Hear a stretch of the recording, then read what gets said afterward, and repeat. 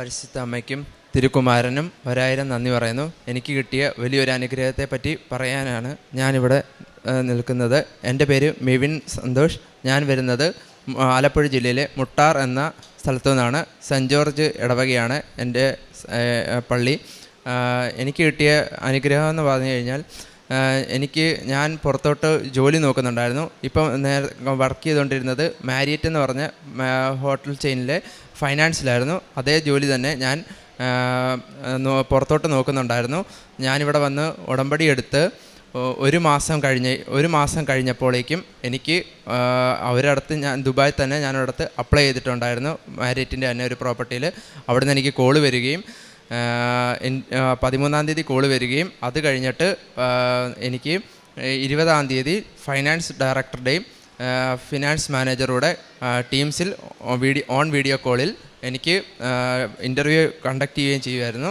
ആ സമയത്ത് ഇൻ്റർവ്യൂവിൻ്റെ HR link അയച്ചത് എനിക്ക് പ്രോപ്പറായിട്ട് കിട്ടാതെയും ആ സമയത്ത് കുറേ ബാരിയേഴ്സ് എനിക്ക് വരികയും ഒത്തിരി തടസ്സങ്ങളുണ്ടായിരുന്നു. ആ ഇൻ്റർവ്യൂവിൻ്റെ സമയത്ത് ഞാൻ പിന്നെ മാതാവിനോട് ആ സമയത്ത് പ്രാർത്ഥിച്ചു. പിന്നെ അതുപോലെ തന്നെ മാതാവിൻ്റെ ഉപ്പും തൈലവും പുരട്ടി കാശുരൂപവും എൻ്റെ ഒരു കുഞ്ഞു മാതാവിൻ്റെ കൃപാസന മാതാവിൻ്റെ ഒരു ഫോട്ടോ ഉണ്ടായിരുന്നു, അതും വെച്ചാണ് ഞാൻ ടീംസിൽ ഇൻ്റർവ്യൂവിനിരുന്നത്.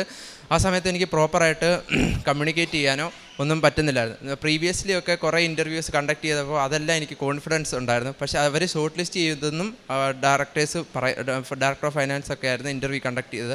അവർ പറയുകയും ചെയ്യുന്നുണ്ടായിരുന്നു. പക്ഷേ ആ ഇൻ്റർവ്യൂ എല്ലാം പോവുകയും ചെയ്തു. ആ സമയം അപ്പോഴാണ് ഈ ഇൻ്റർവ്യൂ എനിക്ക് നടക്കുകയും പക്ഷേ എനിക്കിത് പ്രോപ്പറായിട്ട് എനിക്ക് ഇൻ്റർവ്യൂ അറ്റൻഡ് ചെയ്യാൻ പറ്റാതെ ഞാൻ ചെയ്യുന്ന കാര്യങ്ങൾ, എൻ്റെ ഡ്യൂട്ടീസ് ഒന്നും പ്രോപ്പറായിട്ട് പറയാൻ പറ്റാതെ ഒക്കെ വരികയൊക്കെ ചെയ്തായിരുന്നു.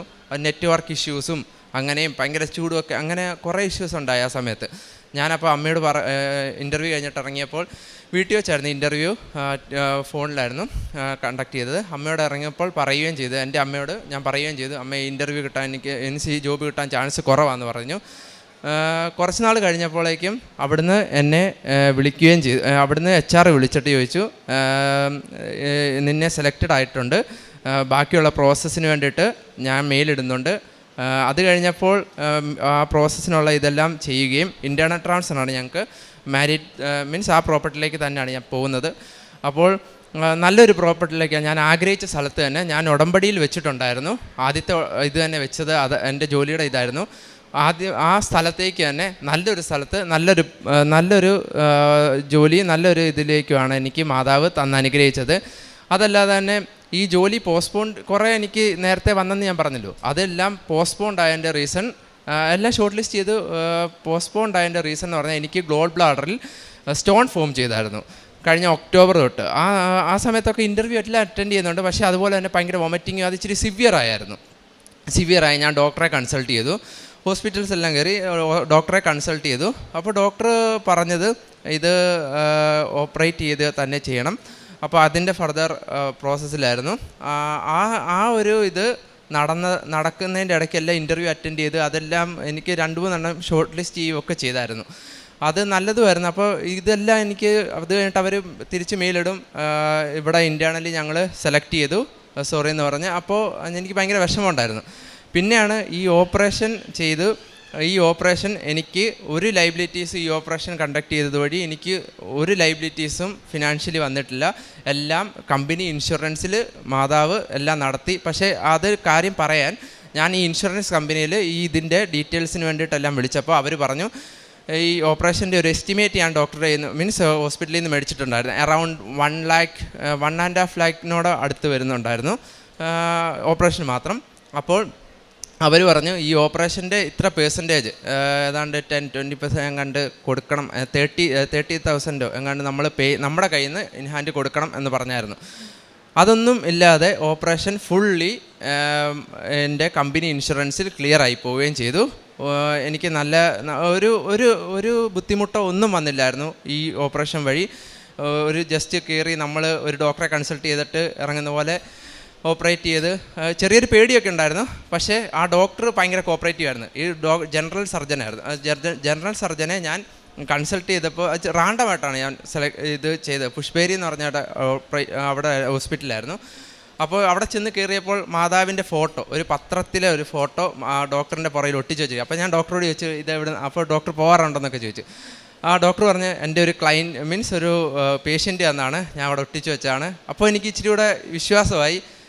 ഡോക്ടർ ഒരു അനിയനെ കാണുന്ന പോലെ കണ്ട് എന്നോട് ഭയങ്കര കോപ്പറേറ്റീവ്, എൻ്റെ ടെൻഷൻ വരുന്നതും എല്ലാം എൻ്റെ കൺവീനിയൻ്റ് ആയിട്ടുള്ള ടൈമിൽ തന്നെ എനിക്ക് ഓപ്പറേഷൻ ഡേറ്റ് ഫിക്സ് ചെയ്ത് തരികയും ഓപ്പറേഷൻ എനിക്ക് ഒരു അപകടമോ ഒന്നുമില്ലാതെ സീരിയസ് അല്ലാതെ നോർമലായിട്ട് ഓപ്പറേഷൻ കംപ്ലീറ്റ് ആയി.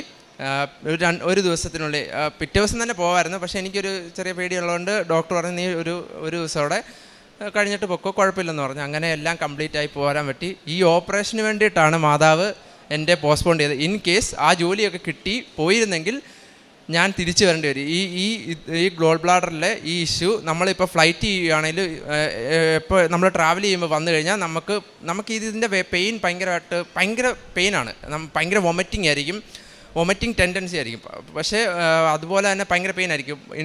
പെട്ടെന്ന് തന്നെ നമ്മൾ ട്രിപ്പ് ഇടണം, അതൊരു പെയിൻ കില്ലർ എടുക്കണം, അല്ലാതെ ഇതിൻ്റെ പെയിൻ പോകത്തില്ല. അപ്പോൾ അതുപോലെ സിവിയറാണ് ഇത് ഇൻഫെക്ഷൻ ആയി കഴിഞ്ഞ് കഴിഞ്ഞാൽ നമ്മൾ ഭയങ്കരമായിട്ടുള്ള പെയിനാണത്. അത് നമുക്ക് ഭയങ്കരമായിട്ട് ഞാൻ അനുഭവിച്ചായിരുന്നു. കാരുണ്യപ്രവർത്തികൾ എനിക്ക് പറ്റുന്ന പോലെയൊക്കെ ഞാൻ വഴിയിൽ ആരെങ്കിലും കാണുവാണെങ്കിൽ ഞാൻ കൊടുക്കുകയും ഒക്കെ ചെയ്യും. അതുപോലെ തന്നെ ഞാനാണെങ്കിൽ എനിക്ക് ആത്മീയമായിട്ട് കിട്ടിയിരിക്കുന്ന അനുഗ്രഹം എന്ന് പറഞ്ഞു കഴിഞ്ഞാൽ എനിക്ക് കുർബാന ഒത്തിരി സ്നേഹിക്കാൻ പറ്റി. കൊന്ത ദിവസവും ചെല്ലും. പിന്നെ കൃപാസന പ്രാർത്ഥന രാവിലെയും 5:30 എഴുന്നേൽക്കുകയും അതുപോലെ തന്നെ വൈകിട്ടും ഞാൻ ചെല്ലുകയൊക്കെ ചെയ്യും. പിന്നെ എനിക്ക് കിട്ടിയ അനുഗ്രഹങ്ങളെ, മാതാവ് വഴി കിട്ടിയ അനുഗ്രഹങ്ങളെ ഞാൻ എല്ലാവരോടും, എൻ്റെ ജൂനിയേഴ്സിനോടാണേലും എന്നോട് സംസാരിക്കുന്നവരോടാണേലും എല്ലാം ഞാനത് പറയുകയും അവരോട് മാതാവിനോട് പ്രാർത്ഥിക്കണം എന്ന് പറയുകയും ഒക്കെ ചെയ്യാറുണ്ട്.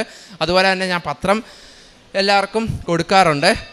അത് പറഞ്ഞാണ് കൊടുക്കുന്നത്. കൃപാസനത്തിലെ പത്രമാണ്. പ്രാർത്ഥിക്കണം മാതാവിൻ്റെ പേരിലാണ് പറഞ്ഞാണ് ഞാൻ എല്ലാവർക്കും കൊടുക്കാറുള്ളത്. ഞാനിവിടുന്ന് മേടിച്ചുകൊണ്ട് പോകുന്ന ദിവസം തന്നെ എല്ലാവർക്കും കൊടുക്കാൻ പറ്റും. ഞാൻ നടന്നാണ് എല്ലായിടത്തും പോയി കൊടുക്കുന്നത്. ഞാൻ മാതാവിനോട് തന്നെ പറയും, മാതാവേ ഇത് അർഹതപ്പെട്ടവർക്ക് പറ്റണം.